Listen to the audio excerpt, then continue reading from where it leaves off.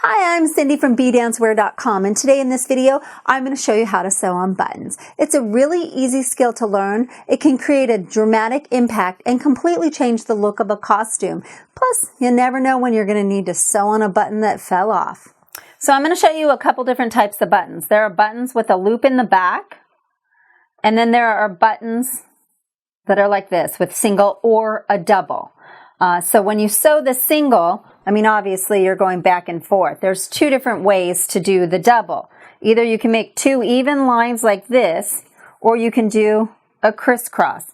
It's really whatever you prefer and like the look of. I think it's best to make sure when you're putting on buttons like this, that they all run the same direction, either that way or that way. Whichever one you prefer the look of better.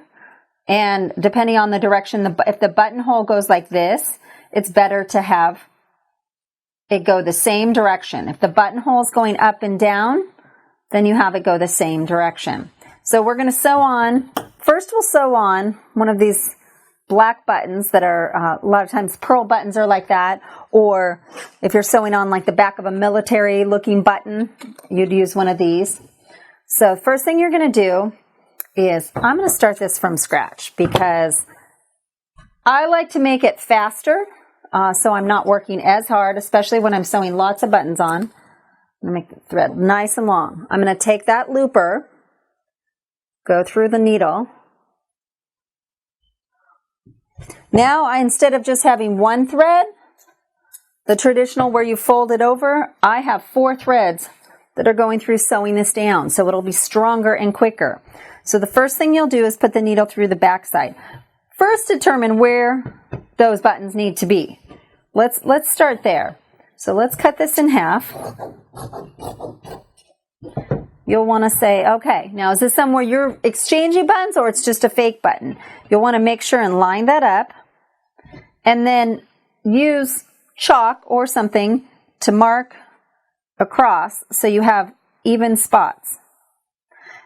Now I suggest you find something, whatever it is. Here, let's use a ruler.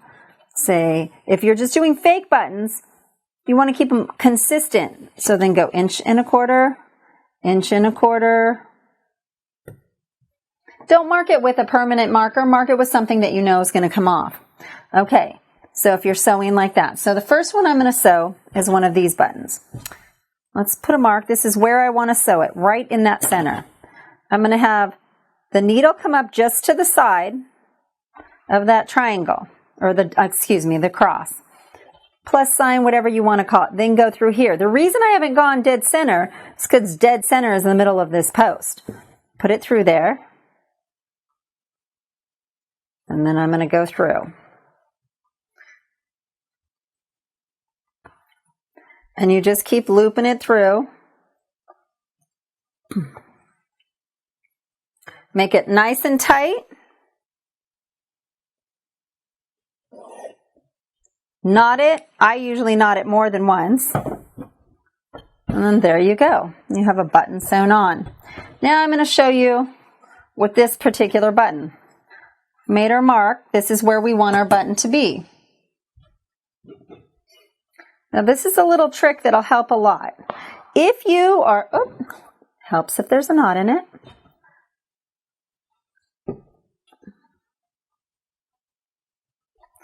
Okay, there you go. So, if you are not going to be hooking anything on this, you want it nice and secure, flat. You'll just weave in and out. But for argument's sake, let's say we're going to use it with a buttonhole. You'll put the first one in and then come back through. Now what you'll do, poke it back through the hole again.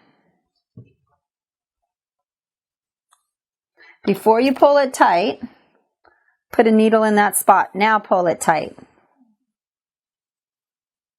The reason you want to do this, and you go through several times, and I would do it a lot more than that just to make it secure. Then you're going to go right between the button and the fabric and bring it out the front. Now the reason you've done this is because if you're going to cut a shirt and put it in and it's tight to the fabric, it'll all pucker. Now you'll remove this. Wind the thread around a few times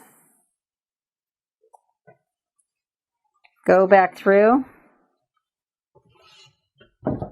and knot it. There you go. Now it's slightly raised up so that way fabric can fit in there without puckering down. Buttons are that easy. Thank you for watching our video, and if you enjoyed it, make sure and click here to subscribe because we're going to have some amazing DIY videos coming out. And if you want to get our free, complete dance costume DIY guide, click right here or go to bdancewear.com/DIY guide. And lastly, if you have any questions or ideas for future videos, please leave it in the comments below. Thanks again for watching our video, and remember, be original, be colorful, bdancewear.com.